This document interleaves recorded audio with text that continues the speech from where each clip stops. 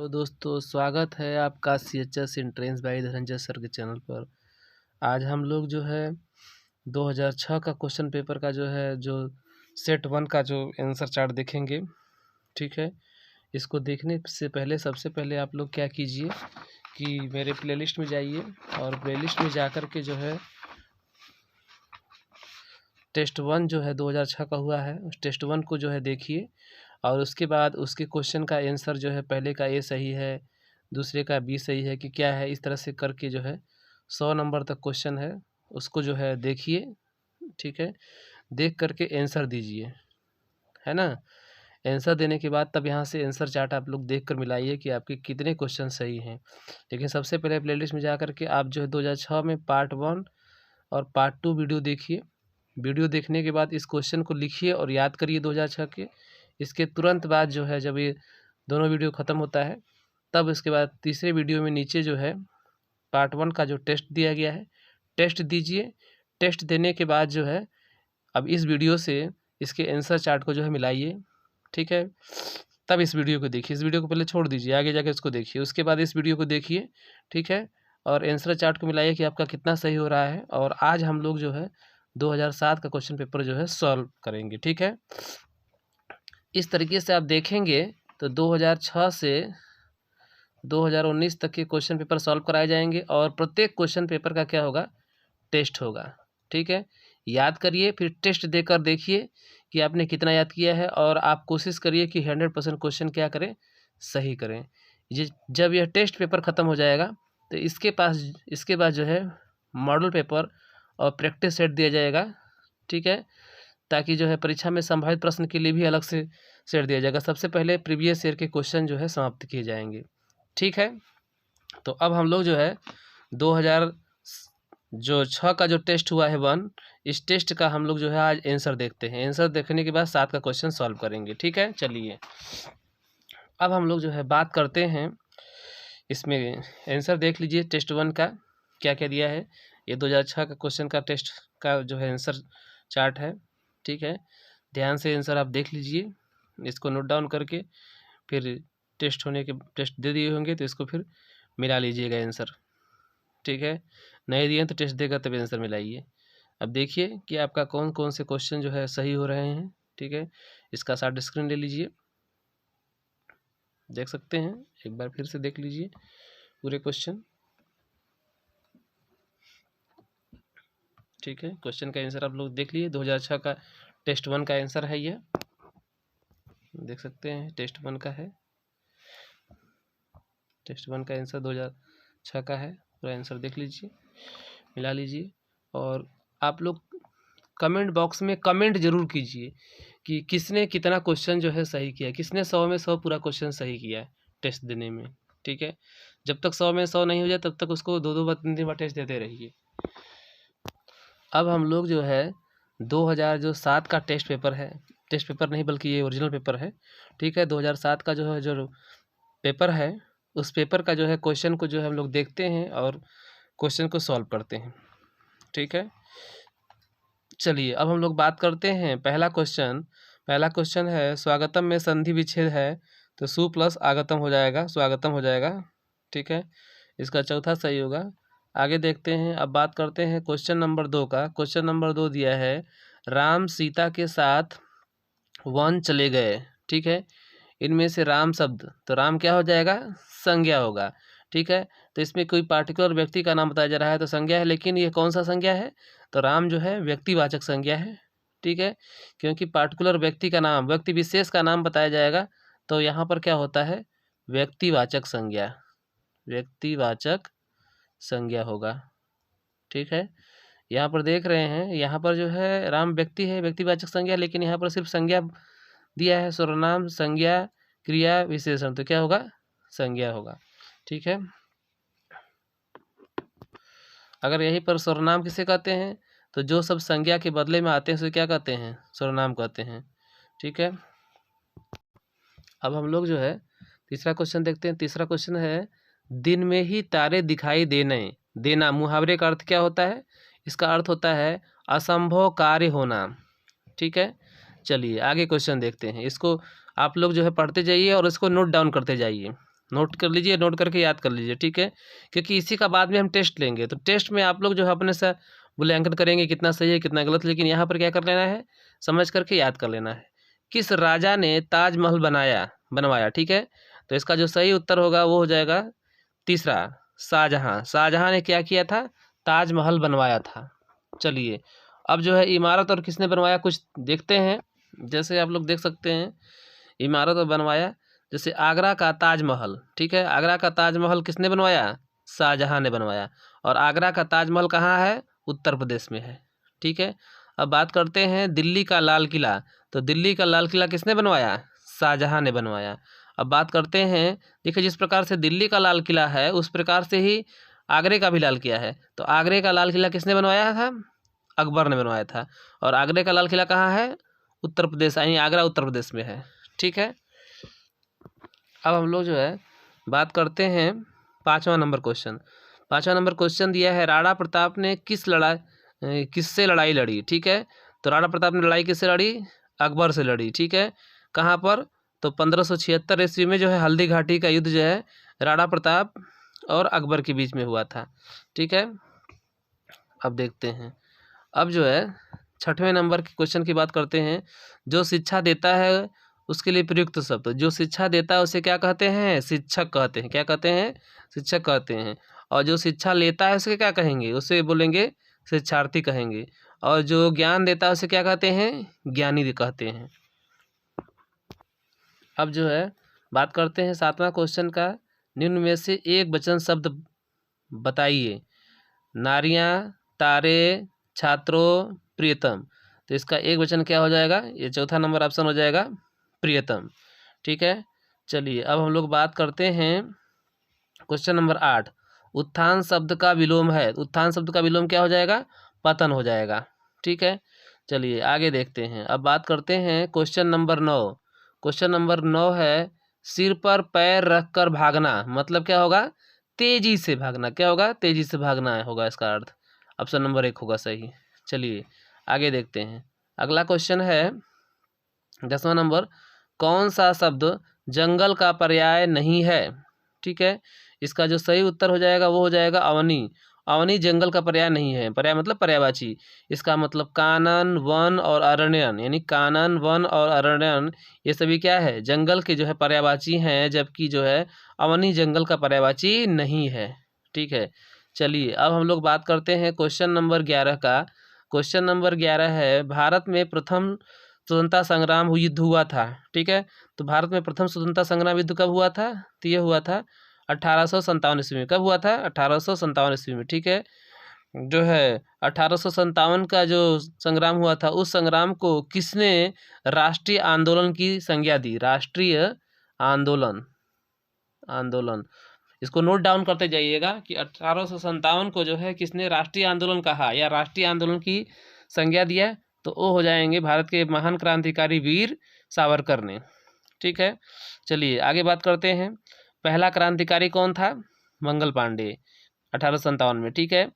अब 1857 की क्रांति और उससे संबंधित व्यक्ति का बात कर देते हैं। ये बहुत इंपॉर्टेंट है, इसको अच्छे से याद कर लेंगे। कोई पूछ देगा कि 1857 की क्रांति में कौन था कौन नहीं था, तो इसके लिए ये याद करना जरूरी है।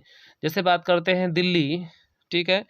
तो दिल्ली में जो है 1857 में क्रांति का नेतृत्व किसने किया, तो बहादुर शाह, ठीक है। तो बहादुर शाह के नेतृत्व में जो है दिल्ली में जो है 1857 की क्रांति की गई। और इसमें जो है इसके सेना नायक कौन थे, बख्त खां थे सहायक के रूप में, ठीक है, बहादुर शाह के। अब बात करते हैं कानपुर। कानपुर में जो है क्रांति का नेतृत्व किसने किया, तो नाना साहब ने किया, ठीक है। और नाना साहब का साथ किसने दिया, तात्या टोपे ने दिया, ठीक है, कानपुर का। अब बात करते हैं लखनऊ और अवध। अवध में क्रांति का नेतृत्व किसने किया, यानी 1857 की क्रांति का नेतृत्व लखनऊ और अवध में किसने किया, तो बेगम हजरत महल ने किया। किसने किया, बेगम हजरत महल ने किया। अब बात करते हैं झांसी या ग्वालियर में क्रांति का नेतृत्व किसने किया, तो रानी लक्ष्मीबाई तथा जो है तात्या टोपे ने जो है किया था झांसी और ग्वालियर का। इसमें अलग अलग देख सकते हैं।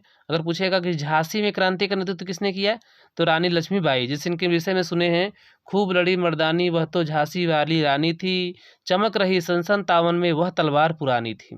ठीक है, और इन्होंने बहुत ही वीरता से लड़ाई लड़ा और जो है कम से कम हजारों अंग्रेजों को जो है अपने तलवार के दम पर जो है मार गिराया। दोनों हाथ में तलवार, पीछे जो है दत्तक पुत्र, ठीक है, और घोड़े का लगाम जो है दांत से खींच करके अंग्रेजों का जो है सामना की। अब इसमें बात करेंगे ग्वालियर से क्रांति का नेतृत्व किसने किया, तो ग्वालियर से किए थे कौन, तात्या टोपे किए थे।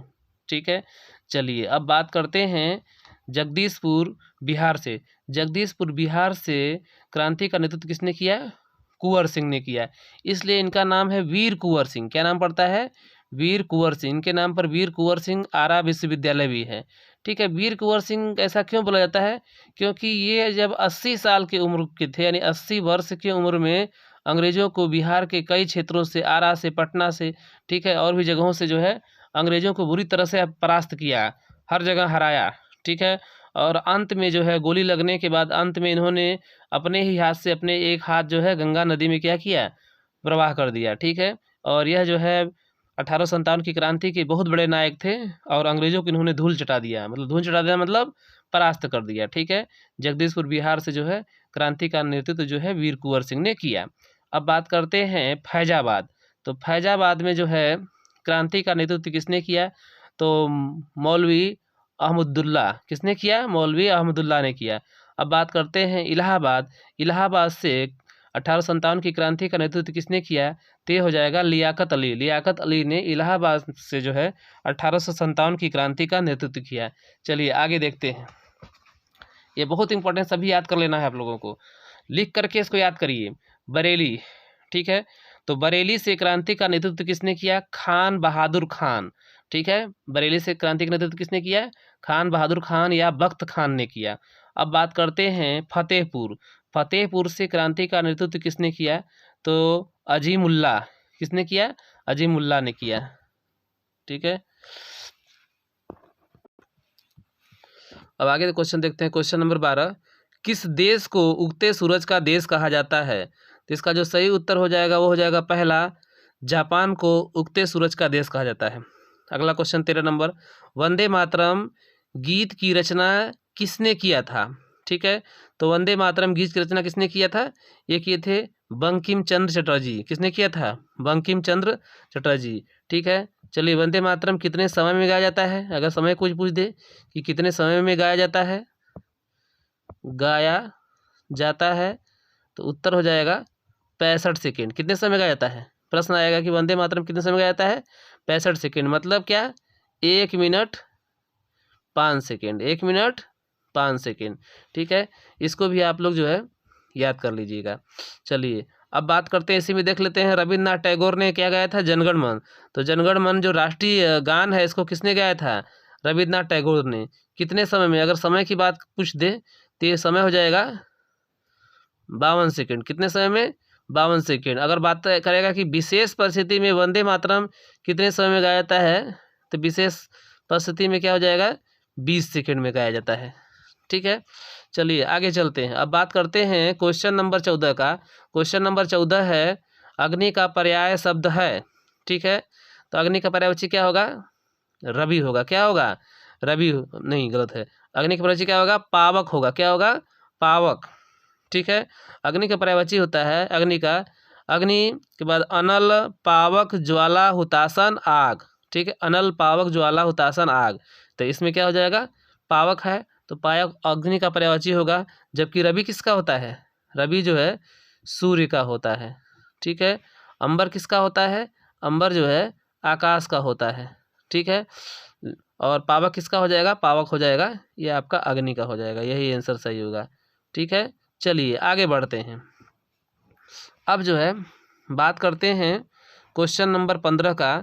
क्वेश्चन नंबर 15 है, जिस व्यक्ति की पत्नी मर गई हो, तो जिस व्यक्ति की पत्नी मर जाती है उसे क्या कहते हैं, हिंदी में विधुर कहते हैं। क्या कहते हैं, विधुर। यह एक शब्द के अनेक शब्द है। ठीक है, यानी अनेक शब्द के एक शब्द। तो जिस व्यक्ति की पत्नी मर गई उसे क्या कहते हैं, विधुर कहते हैं। आगे भी इस पर क्वेश्चन देख लेते हैं, जिस महिला या स्त्री का पति मर गया हो। ठीक है, जिस महिला या स्त्री का पति मर जाता है उसे क्या कहते हैं, विधवा। यानी कि अगर किसी व्यक्ति की पत्नी मर गई हो तो उसको कहते हैं विधुर, और जिस महिला या स्त्री का पति मर गया उसे क्या कहते हैं? विधवा कहते हैं। ठीक है। अब देखिए, अनाथ, जिसका कोई न हो, जिसके माता पिता या कोई भी न हो, उसे क्या कहते हैं? अनाथ कहते हैं। अविवाहित, मतलब जिसका विवाह न हुआ उसको क्या कहते हैं? अविवाहित कहते हैं। ठीक है। चलिए आगे क्वेश्चन बात करते हैं। क्वेश्चन को ध्यान से देखते चलिए। क्वेश्चन नंबर 16 है, आँखों के तारा होना। आँखों के तारा होना क्या होता है? प्यारा होना। क्या आंसर होगा इसका? प्यारा होना। किसने कहता है? वह उसकी आँखों का तारा है। चलिए अब हम लोग जो बात करते हैं क्वेश्चन नंबर 17 का। 17 दिया है, निम्नलिखित में से कौन सा शब्द स्त्रीलिंग नहीं है? श्यामलता, कमला, बिमला, गमला। तो इसमें गमला स्त्रीलिंग नहीं होगा। गमला क्या हो जाएगा? पुल्लिंग हो, जैसे गमला रखता है या गमला है, गमला होता है। ठीक है। अब बात करते हैं इसमें जो है श्यामलता, कमला, बिमला, ये तीनों शब्द क्या है? स्त्रीलिंग है, जबकि गमला शब्द जो है स्त्रीलिंग नहीं है। चलिए आगे बात करते हैं। अब देखते हैं क्वेश्चन नंबर 18। क्वेश्चन नंबर 18 दिया है, आज का काम कल पर नहीं छोड़ना चाहिए। किस कवि की कविता का भाव यह है? ठीक है। पहला ऑप्शन का सही हो जाएगा कबीरदास। ठीक है, यह कबीरदास की कविता का भाव है। चलिए अब आगे बढ़ते हैं। अब बात करते हैं, विद्वान शब्द का स्त्रीलिंग शब्द है। इसका विद्वान शब्द का स्त्रीलिंग क्या हो जाएगा? विदुषी होगा। पहला ऑप्शन हो जाएगा विदुषी। चलिए अब बात करते हैं क्वेश्चन नंबर 20 का। क्वेश्चन नंबर 20 है, भ्रुकुटी तन जाने का अर्थ क्या होता है? क्रोधित होना। क्या होता है? क्रोधित होना। चलिए अब 2007 के पेपर का हम लोग क्या करते हैं, अब मैथ देखते हैं। मैथ में दिया है खाली जगहों को भरिए। इसमें से क्या सही होगा? देखिए, ये जो खाली जगह है इसको क्या मान लेंगे हम लोग? एक्स मान लेंगे। ठीक है, तो ये 180 के बराबर हो गया, नहीं 0.6 गुणे एक्स बराबर क्या हो जाएगा? 180 हो जाएगा। ठीक है, अगर एक्स का मान निकालना है तो यह जो है 0.6 एक्स क्या हो जाएगा? भागा में चल जाएगा। 180 बटे 0.6 हो गया। अब 10 से अपना ऊपर गुणा कर देंगे, 10 से नीचे गुणा कर देंगे। 10 से अंश में, 10 से हर में। 180 में आप 10 से गुणा करेंगे तो कितना आएगा? 1800 आ जाएगा। और 0.6 में 10 से गुणा करेंगे तो क्या आ जाएगा? 6 आ जाएगा। तो 1800 में 6 से भागा दे दीजिए। 6 6 त्रिके 18, कितना बार में गया? 3 बार में गया। बचा कितना? 2 शून्य। 2 शून्य लिख दें, 300 हो गया। कितना हो गया? 300। इस प्रकार से इसका ऑप्शन नंबर 3 जो है सही होगा। ठीक है, अच्छे से इसको देखते चलिए। चलिए अब हम लोग जो है बात करते हैं क्वेश्चन नंबर 22 का। क्वेश्चन नंबर 22 दिया है, खुले नल जिसका आकार और आकृति समान हो की तुलना में एक ठोस नल का आयतन क्या होगा? समान होगा। ठीक है, ये हो जाएगा, इसका आंसर जो है 3 नंबर हो जाएगा। अगला क्वेश्चन देखते हैं। चलिए अब हम लोग बात करते हैं क्वेश्चन नंबर 23 का। क्वेश्चन नंबर 23 दिया है, एक कार रखने के पार्क में अधिकतम 60 कार खड़ी हो सकती है। किसी समय 5/12 भाग अगर भरा हुआ हो तो गाड़ियों की संख्या ज्ञात कीजिए। ठीक है, 60 कार का 5/12 भाग, तो 60 गुणे का मतलब क्या होता है? गुणा। 60 गुणे 5/12 कर दिए। अब 12 का भागा, 12 को 60 से काटेंगे, 12 पछे 60, 5 बार में कट गया। तो 5 में 5 का गुणा कर देंगे, 5 पछे 25 आ जाएगा। कितना आंसर होगा? 25 हो जाएगा। ठीक है, चलिए अब हम लोग बात करते हैं अगले क्वेश्चन नंबर 24 की तरफ प्रस्थान करते हैं। क्वेश्चन नंबर 24 दिया है, 4 गुणे 3.1 प्लस 2 गुणे 1.6 माइनस 0.9। ठीक है, चलिए इसको हल कर देते हैं। हल करते समय ध्यान देंगे, सबसे पहले जो है अगर सब कुछ एक साथ रहेगा, गुणा भागा जोड़ घटाना, तो इसके लिए सबसे पहले किसको तोड़ते हैं? एक का को तोड़ते हैं ना।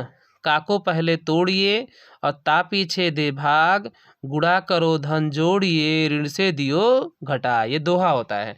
इसलिए सबसे पहले का को तोड़ेंगे, फिर भागा को, फिर गुणा को, फिर जोड़ को, फिर घटाव को। अब चलिए इसको लिख लिए, 4 गुणे 3.1 प्लस 2 गुणे 1.6 माइनस 0.6।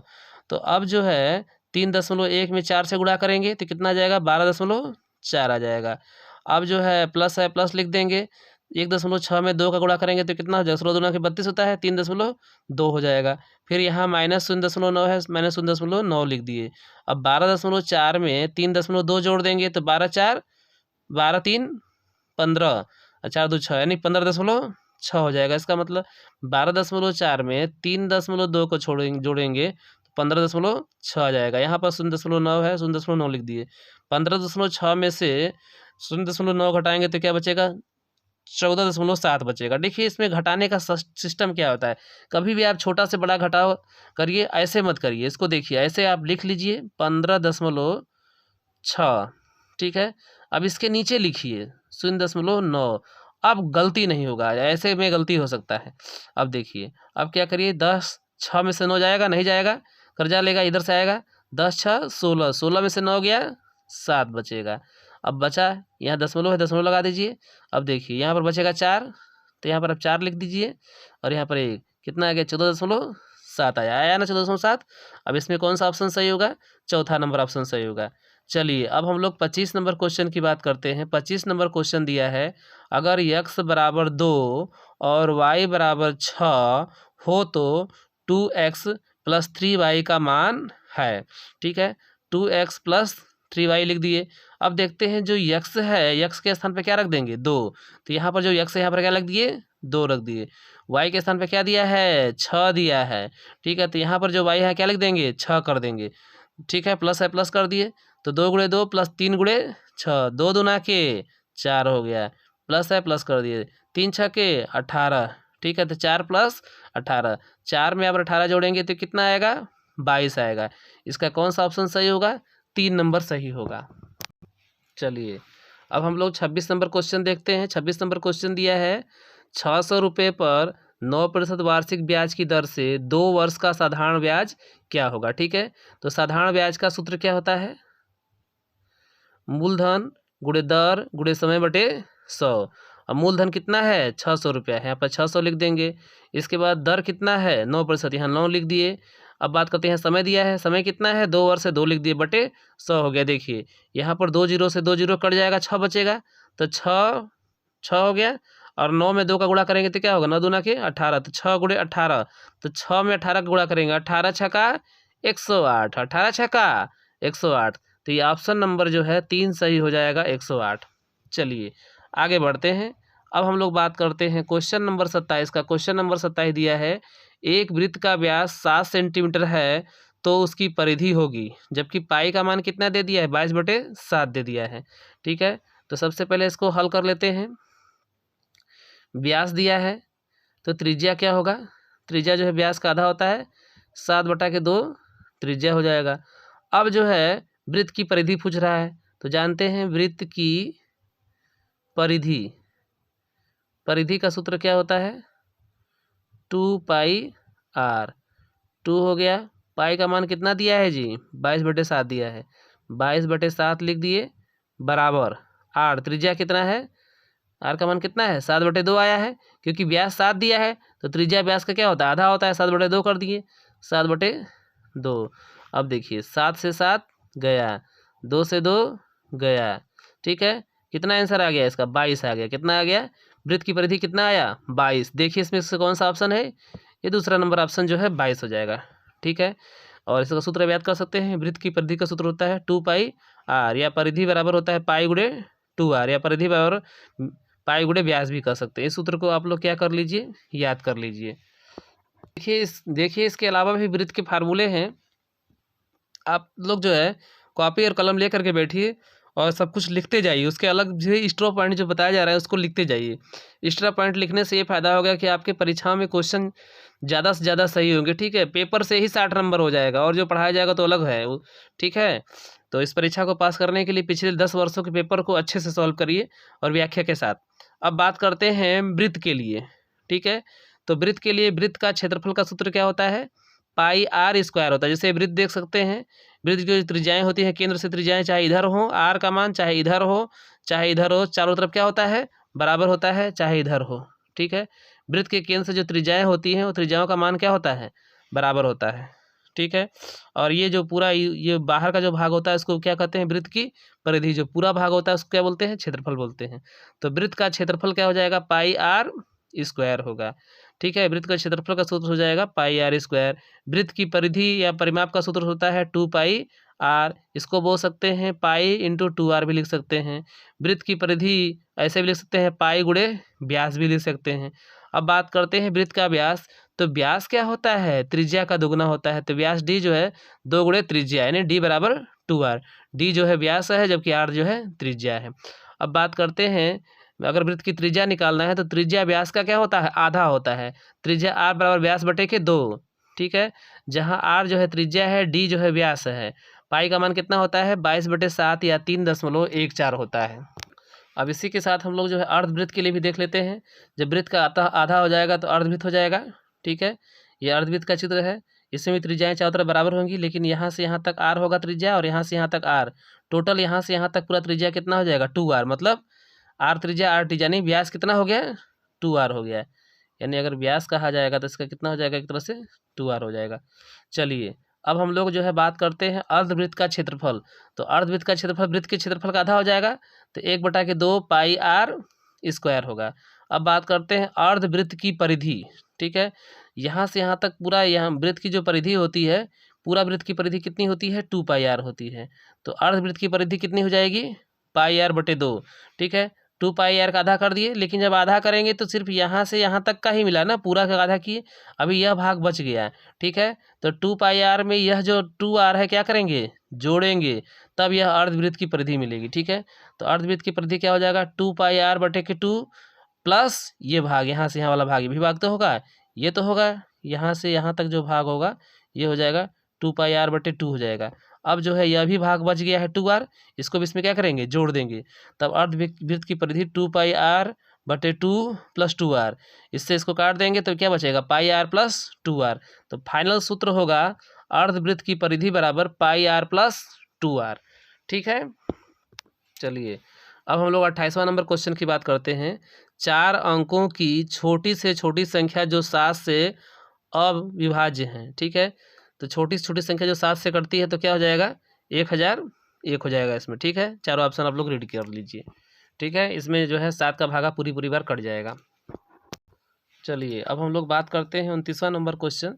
दिया है एक गाड़ी दिल्ली और वाराणसी के बीच 720 किलोमीटर की दूरी 12 घंटे में तय करती है, तो इसकी गति निकालिए। ठीक है। तो गति बराबर सूत्र क्या हो जाएगा, गति है उसको चाल भी कह सकते हैं। गति बराबर दूरी बटे के समय हो जाएगा। ये फार्मूला हो जाएगा, गति बराबर दूरी बटे के समय, या चाल बराबर दूरी बटे के समय। ठीक है। तो ये दूरी कितना है 720 किलोमीटर। तो दूरी के स्थान पे क्या लिख देंगे 720 किलोमीटर। ठीक है। बटे समय कितना है जी 12 घंटा है, बटे 12 घंटा यानी 12 हावर लिख सकते हैं। ठीक है। अब देखिए 12 का भागा जो है 720 किलोमीटर बटे के 12 हावर है, घंटा है। अब 12 से इसमें भागा देंगे तो कितने बार में जाएगा 12 छंग 72, 6 बार जाएगा 0, कितना आ गया 60 आ गया। तो 60 किलोमीटर प्रति हावर। ठीक है। कौन ऑप्शन होगा, दूसरा नंबर हो जाएगा। ठीक है। चलिए अब हम लोग जो है बात करते हैं क्वेश्चन नंबर 30 का। 30 दिया है निम्नलिखित में से कौन अविभाज्य संख्या है। ठीक है। कौन मतलब से एक तरह से अभाज्य संख्या है। तो इसमें जो सही उत्तर होगा वो हो जाएगा। ठीक है। तो इसमें अविभाज्य मतलब अभाज्य संख्या से पूछ रहा है कौन संख्या इसमें से नहीं कट रही है। 97 जो है नहीं कटेगी। ठीक है। तो अभाज्य संख्या का नियम क्या होता है, जैसे देखिए अभाज्य संख्या और भाज्य संख्या का नियम यहाँ पर आप एक बार देख लीजिए। भाज्य हो गया, अभाज्य हो गया और भाज्य हो गया, दोनों में अंतर बहुत लोग में दिक्कत होता है, अंतर समझ लीजिए। बस यहाँ समझना है इसके जो है केवल 2 गुणनखंड, केवल 2 गुणनखंड होंगे। जिस संख्या के केवल 2 गुणनखंड होंगे, जो संख्या एक और स्वयं को छोड़ करके किसी अन्य से विभाजित नहीं होती है, उसे अभाज्य संख्या कहते हैं, केवल 2 गुणनखंड। ठीक है। जैसे देख सकते हैं कि एक लेते हैं, एक जो है एक से भी कटेगी और एक ही से कटेगी। ठीक है। तो एक के कितने गुणनखंड हो रहे हैं, एक के एक गुणनखंड हो रहे हैं, इसलिए एक जो है अभाज्य संख्या नहीं होती है। अब बात करते हैं 2। ठीक है। तो 2 जो है एक से भी कटेगा और 2 स्वयं से कटेगा। इसके कितने गुणनखंड हो गए? 2, 1 और 2, तो 2 कैसी संख्या होगी? अभाज्य होगी। अगर 3 की बात करते हैं तो 3 जो है 1 से भी कटेगी और 3 स्वयं से कटेगी।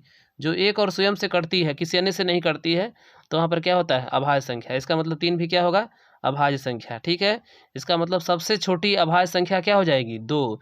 2 एकमात्र ऐसी संख्या है जो कि सम होते हुए भी क्या है? अभाज्य है। अभाज्य के लिए कितने गुणनखंड? बस एक पॉइंट याद करना है, केवल 2 गुणनखंड। अब देखिए भाज्य, भाज्य के लिए एक नियम होता है, 3 या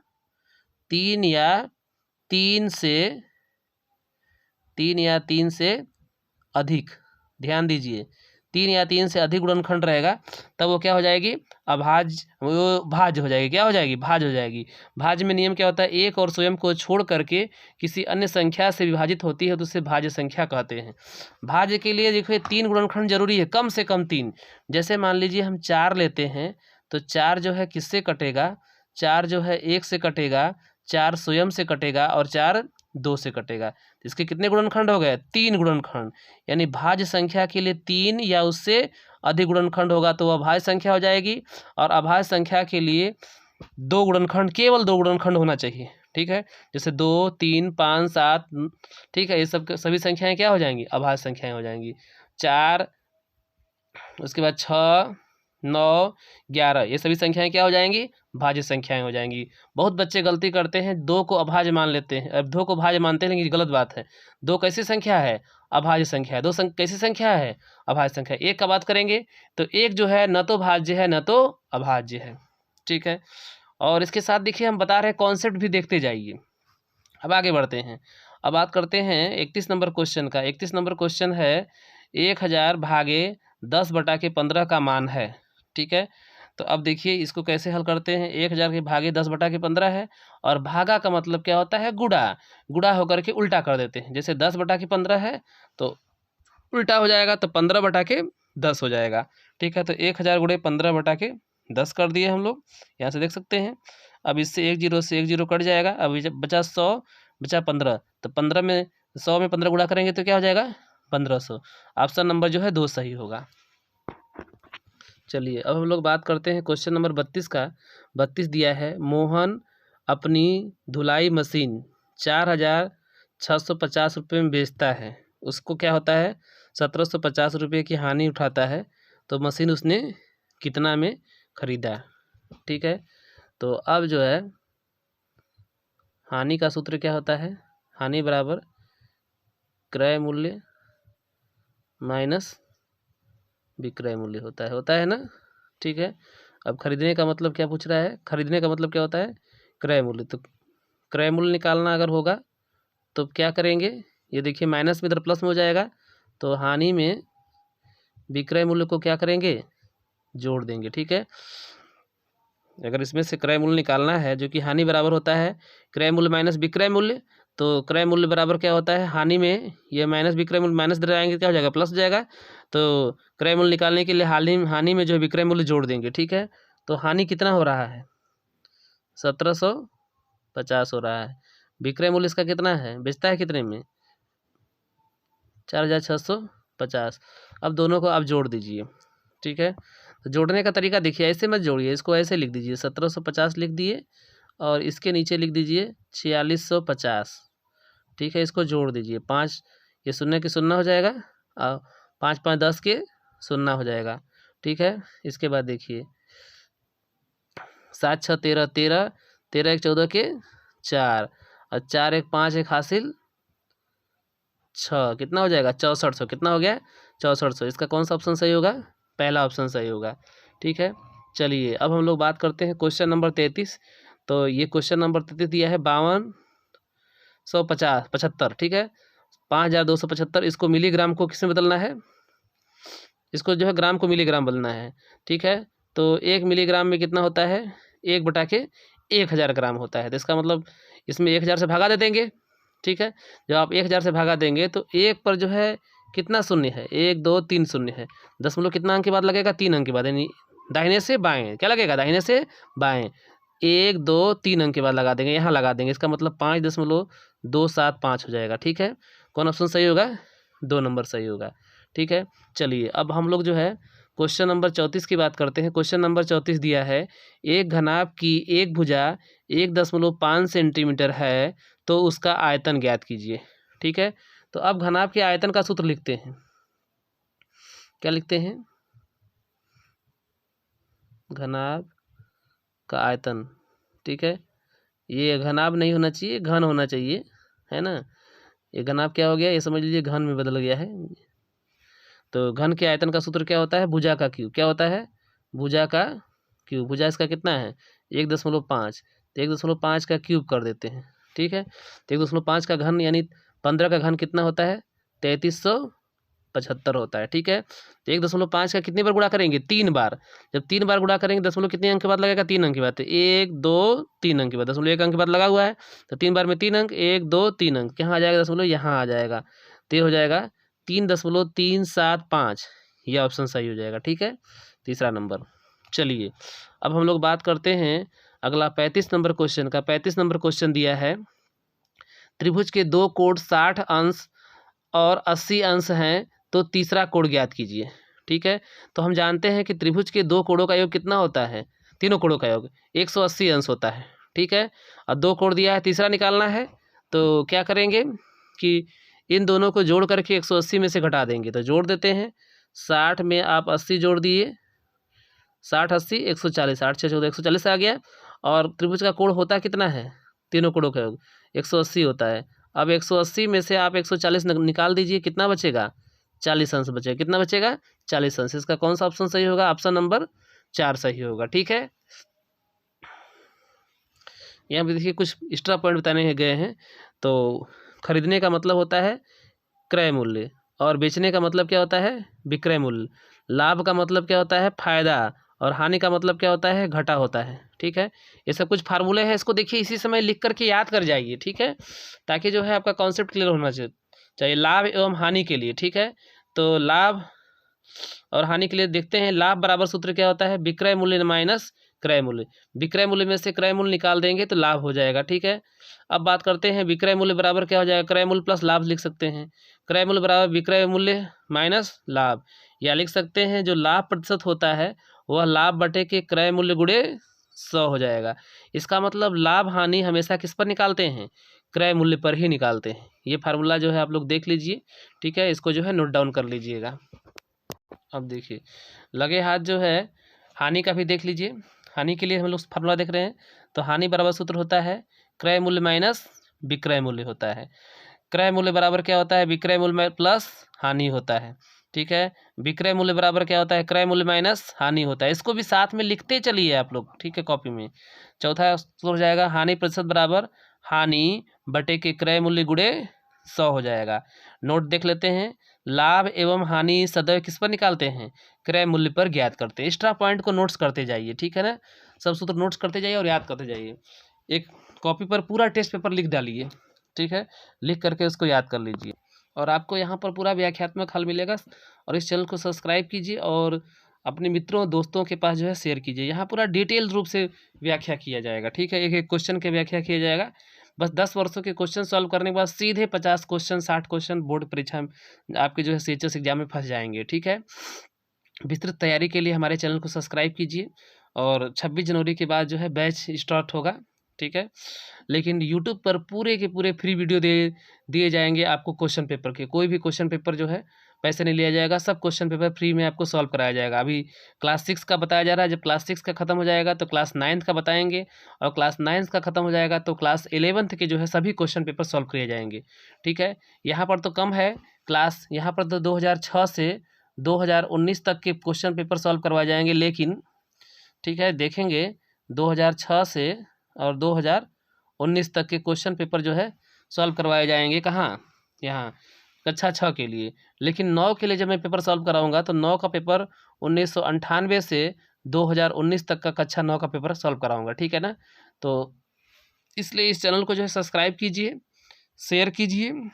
ठीक है, और ध्यान से क्वेश्चंस को देखिए। चलिए अब हम लोग बात करते हैं क्वेश्चन नंबर 36 का। 36 दिया है, एक आयत की भुजा 10 मीटर और 50 सेंटीमीटर है, तो इसका क्षेत्रफल पूछ रहा है। तो सबसे पहले हम लोग बात करेंगे कि आयत का क्षेत्रफल का सूत्र क्या होता है। आयत का क्षेत्रफल, तो आयत का क्षेत्रफल का सूत्र होता है लंबाई गुणे चौड़ाई होता है। ठीक है, लंबाई कितना है 10 मीटर है, 10 लिख दिए, गुणे चौड़ाई कितना है 50 सेंटीमीटर दिया है। ठीक है, तो अब सेंटीमीटर को भी क्या करेंगे, मीटर में बदल देंगे। तो 50 बटे क्या हो जाएगा 100, 1 सेंटीमीटर में क्या हो जाएगा 1 बटे के 100 मीटर हो जाएगा, है ना। दोनों मीटर में बदल गया। अब जो है आसान हो जाएगा, 0 से 0 कट जाएगा, इस 0 से इस 0। देखिए ध्यान दीजिए, यहाँ पर मीटर है, यहाँ पर सेंटीमीटर है। ठीक है, ये तो मीटर तो हो गया, 50 सेंटीमीटर है, 50 सेंटीमीटर को भी क्या करेंगे मीटर में बदल देंगे। तो सेंटीमीटर को मीटर में बदलने के लिए 100 से क्या करते हैं भागा देते हैं, 50 बटे 100 हो जाएगा। 1 0 से 1 0 गया, 1 0 से 1 0 गया, क्या इतना बचा, सिर्फ 5 मीटर बच गया। मीटर नहीं बल्कि मीटर स्क्वायर बच गया। ठीक है ना, 5 मीटर स्क्वायर बच गया, तो ये क्या हो जाएगा 5 मीटर स्क्वायर। या ऑप्शन नंबर 2 सही होगा। ठीक है, अब जो है आयत के लिए कुछ फार्मूले आप लोग देख लीजिए और नोट्स करते जाइए। जो भी एक्स्ट्रा सूत्र मिलेंगे इसको लिखते जाइए। जैसे आयत के लिए क्या होता है, आयत का क्षेत्रफल का सूत्र क्या होता है, लंबाई गुणे चौड़ाई होता है। आयत में आमने सामने की भुजाएं बराबर होती है, लंबाई लंबाई के बराबर। ठीक है, लंबाई लंबाई के बराबर होगा, चौड़ाई चौड़ाई के बराबर, इसके बराबर ये हो जाएगा, इसके बराबर ये हो जाएगा। ठीक है, अब आयत का परिमाप का बात करते हैं। तो आयत के परिमाप का सूत्र होता है 2 कोष्ठ में लंबाई